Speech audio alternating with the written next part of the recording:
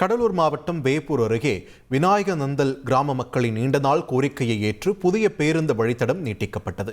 இந்நிலையில் கள்ளக்குறிச்சியில் இருந்து அடரி வரை சென்ற பேருந்தானது விநாயக நந்தல் வரை செல்லும் வகையில் வழித்தடம் நீட்டிக்கப்பட்டுள்ளது.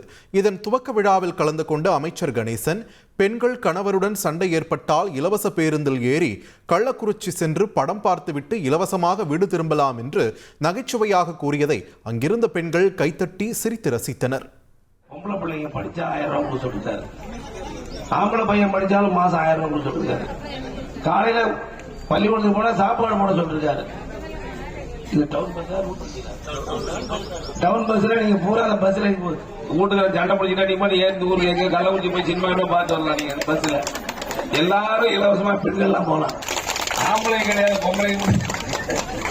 டெல்லியில் 5 ஆண்டுகளில் வேலையில்லா திண்டாட்டத்தை முடிவுக்கு கொண்டு வருவோம் என ஆம் ஆத்மி கட்சி ஒருங்கிணைப்பாளர் அரவிந்த் கெஜ்ரிவால் வாக்குறுதி அளித்துள்ளார். இது தொடர்பாக வீடியோ வெளியிட்டுள்ள அவர், வேலையில்லா திண்டாட்டத்தை போக்குவதற்கான திட்ட அறிக்கையை தன்னுடைய குழு தயாரித்து வருவதாக தெரிவித்தார்.